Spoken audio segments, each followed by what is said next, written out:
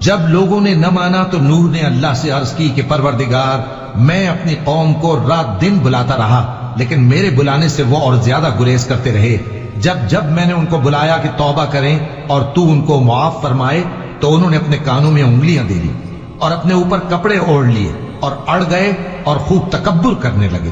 پھر میں ان کو بلند آواز سے بھی بلاتا رہا، پھر علانیہ بھی اور رازداری سے بھی سمجھاتا رہا۔ پھر میں نے کہا کہ اپنے پروردگار سے معافی مانگو کہ وہ بڑا معاف کرنے والا ہے، وہ تم پر آسمان سے موسلا دھار میں برسائے گا اور تمہارے مال اور بیٹوں میں اضافہ کرے گا اور تمہیں باغ عطا کرے گا اور ان میں تمہارے لیے نہریں بہا دے گا۔ تم کو کیا ہوا ہے کہ تم اللہ کی عظمت کا اعتقاد نہیں رکھتے، حالانکہ اس نے تم کو طرح طرح کی حالتوں میں پیدا کیا ہے؟ کیا تم نے نہیں دیکھا کہ اللہ نے 7 آسمان کیسے اوپر تلے بنائے ہیں اور چاند کو ان میں روشن بنایا ہے اور سورج کو چراغ بنا دیا ہے؟ اور اللہ ہی نے تم کو زمین سے ایک خاص طرح سے پیدا کیا ہے، پھر اسی میں تمہیں وہ لوٹا دے گا اور اسی سے تم کو نکال کھڑا کرے گا۔ اور اللہ ہی نے زمین کو تمہارے لیے فرش بنایا تاکہ اس کے بڑے بڑے کشادہ رستوں میں چلو پھرو۔ آخر میں نوح نے عرض کی کہ میرے پروردگار، یہ لوگ میرے کہنے پر نہیں چلے اور ایسوں کے تابع ہوئے ہیں جن کو ان کے مال اور اولاد نے نقصان کے سوا کچھ فائدہ نہ دیا،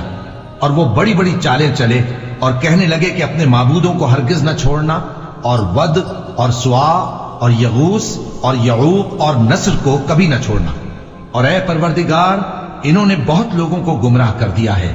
اور تو ان ظالموں کو اور زیادہ گمراہ کر دے۔ آخر وہ اپنے گناہوں کے سبب پہلے غرقاب کر دیے گئے، پھر آگ میں ڈال دیے گئے، تو انہوں نے اللہ کے سوا کسی کو اپنا مددگار نہ پایا۔ اور پھر نوح نے یہ دعا کی کہ میرے پروردگار، ان کافروں میں سے کسی کو زمین پر بستہ نہ رہنے دے، اگر تو ان کو رہنے دے گا تو یہ تیرے بندوں کو گمراہ کریں گے، اور ان سے جو اولاد ہوگی وہ بھی بدکار اور ناشکری ہوگی۔ اے میرے پروردگار، مجھ کو اور میرے ماں باپ کو اور جو ایمان لا کر میرے گھر میں آئے اس کو اور تمام ایمان والے مردوں اور ایمان والی عورتوں کو معاف فرما، اور ظالم لوگوں کے لیے اور زیادہ تباہی بڑھا۔